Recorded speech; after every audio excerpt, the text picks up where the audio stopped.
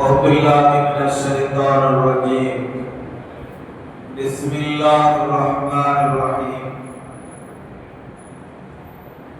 الحمد لله رب العالمين والعاقبة للمتقين والصلاة والسلام على سيدنا محمد طب الغدوانها وعافية الأبدان وشفائها ونور الأبصار ورياحها وعلى آله وصحبه وسلم. أما بعد فقد قال الله تعالى في القرآن العظيم وأقيموا الصلاة وآتوا الزكاة.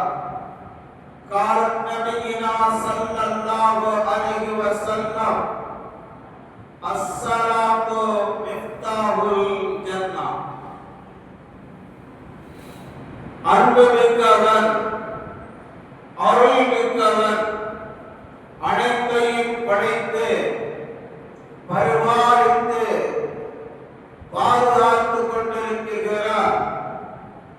எல்லாம் அல்ல அல்லாஹ் சுப்ஹானஹு வ தஆலா அவனுக்கு எல்லா புகழும் புகழ்ச்சிகளும் உண்டாவதாக.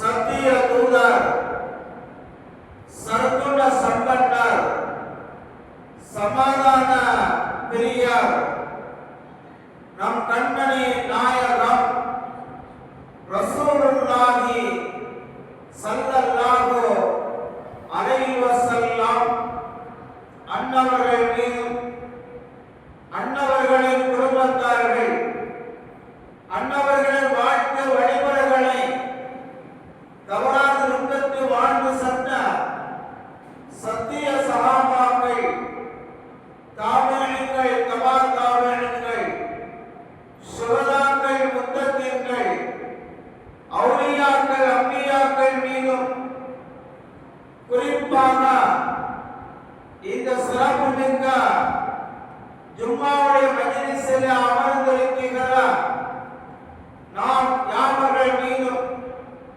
மற்றும் இந்த ஜும்மாவுடைய வேளையிலே தங்களுடைய வேலைகளை எல்லாம் மாற்றி அமைத்துவிட்டு வீட்டில் இருந்து கொண்டு ஜும்மாவுடைய பயானை கவனத்துடன் கேட்டுக் கொண்டிருக்கிறார். எனது வாசத்திற்குரிய தாய்மார்கள் சகோதரர்கள் அனைவர்கள் மீதும் அல்லாஹ்வின் கருணையும் கண்மணி நாயகம் ரசூலுல்லாஹி ஸல்லல்லாஹு அலைஹி வஸல்லம் அன்னவர்களின் ஷஃபாஅத்தும் என்றும் எந்நாளும் எந்நேரம் எங்கும் நிலவட்டுமாக.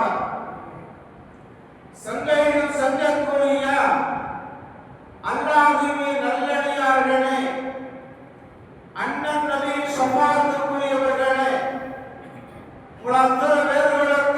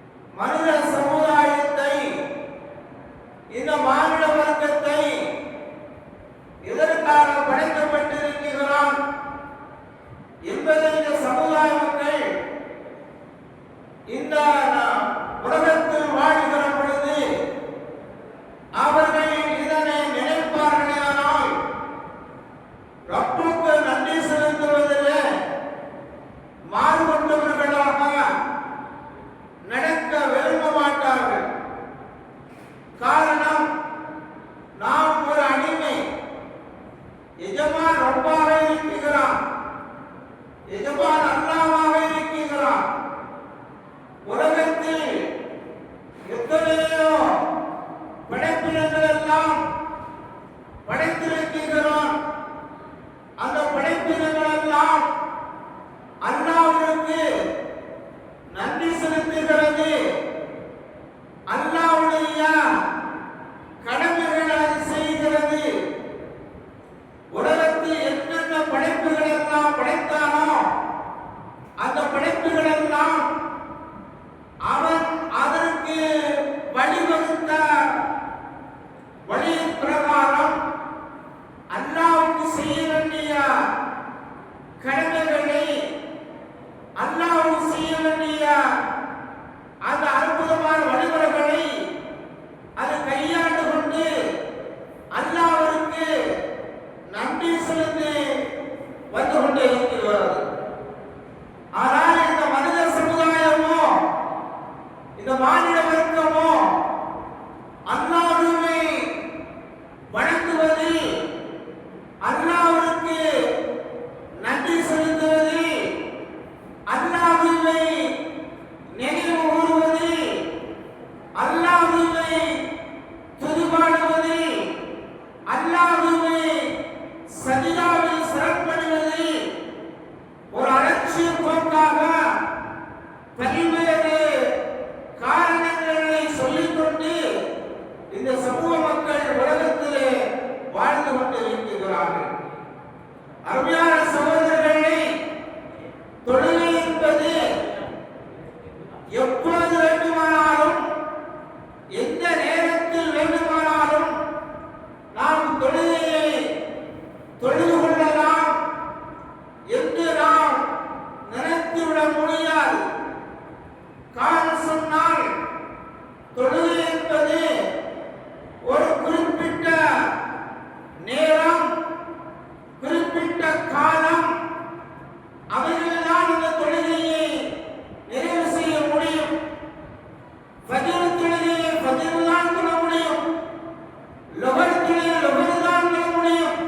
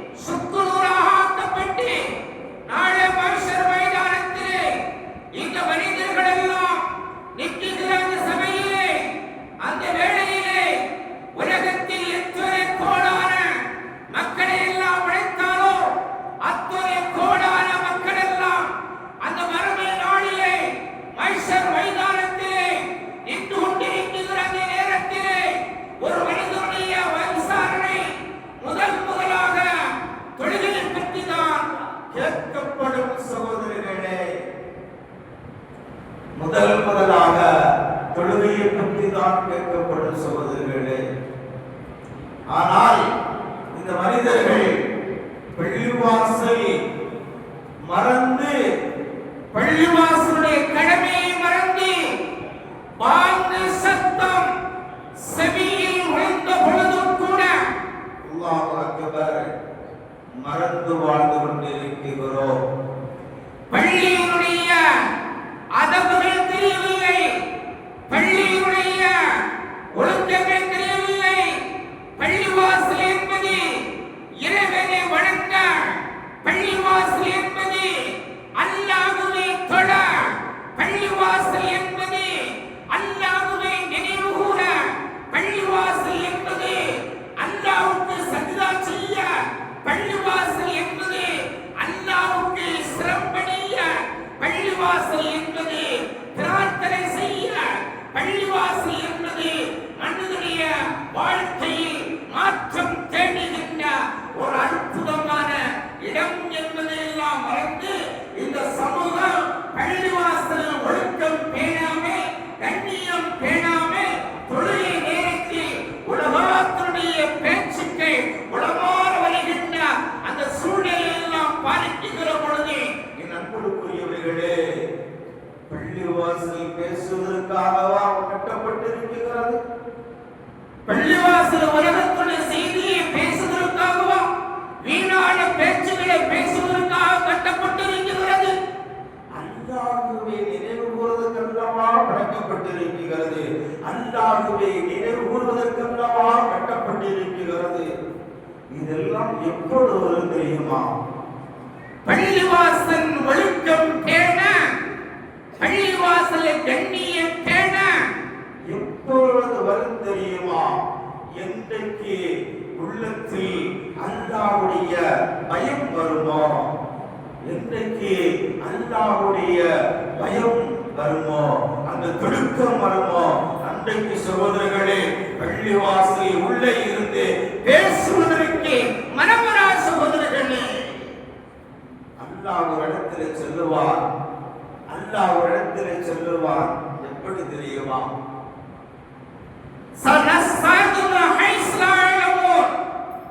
மனித சமுதாயமே, மானிட வர்க்கமே, நீ நினைத்து பார், என்னை மறந்து, என் கட்டளைகளை மறந்து, எனக்கு நீ நன்றி செலுத்துவதை மறந்து வாழ்ந்து கொண்டிருக்கிறாயா? அல்லாஹ் கேட்கிறான், உன்னை நான் என்ன செய்வேன் தெரியுமா? அணு அணுவாக பிடிப்பேன் என்று சொல்லுகிறான், கொஞ்சம் கொஞ்சமாக பிடிப்பேன் என்று சொல்லுகிறான். நீ நினைக்கிறாய் உனக்கு ஏதாவது சங்கடம் ஏற்பட்டால், உனக்கு ஏதாவது பிரச்சனை ஏற்பட்டால், உனக்கு ஏதாவது நோய் ஏற்பட்டால், வியாபாரம் சம்பித்து விட்டால், குடும்பத்தில் பிரச்சனை ஏற்பட்டு விட்டால், கணவன் மனைவிக்குள் பிரச்சனை ஏற்பட்டு விட்டால், அல்லது நீ பெரிய பணக்காரன் ஆகிவிட்டால் உன்னுடைய சந்தோஷத்தில் மிதக்கிறாயா? ஒரு ஆனந்தத்தில் மிதக்கிறாயா? உனக்கு அது ஒரு சோதனை. நோயை கொடுத்தும் பார்ப்பேன், நோயை எடுத்தும் பார்ப்பேன், வறுமையை கொடுத்தும் பார்ப்பேன், வறுமையை எடுத்தும் பார்ப்பேன், பஞ்சத்தை கொடுத்தும் பார்ப்பேன், பஞ்சத்திலிருந்து ஒரு மீழ்ச்சி பார்ப்பேன். அதெல்லாம் எதற்கு தெரியுமா? கொஞ்சம் கொஞ்சமாக உன்னை நான் பிடிப்பேன். எதற்கு நான் உன்னை அணு அணுவாக பிடிப்பேன் தெரியுமா? நீ தடம் புரண்டு சென்று விடக் கூடாது என்பதற்காக, நீ வழிதவறி போய்விடக் கூடாது என்பதற்காக. இந்த உலகத்தில் வாழ்கிற பொழுது நீ தடம் புரண்டு வாழ்ந்து, தவறான வாழ்க்கை வாழ்ந்து, பாவத்தோடு என்னை நீ சந்தித்து விடக் கூடாது என்பதற்காக முதல் எச்சரிக்கை என்றார் அல்லாஹ் ரப்புல் ஆலமீன். அன்புக்குரியவர்களே, இதை கொண்டு நாம் சந்தோஷப்படுவது, இதை கொண்டு நாம் கவலைப்படுவது, கவலையை கொண்டு கவலையிடுவதா? சந்தோஷத்தை கண்டு ஆனந்தம் அடைகிறதா? இதை கொண்டு வருவதே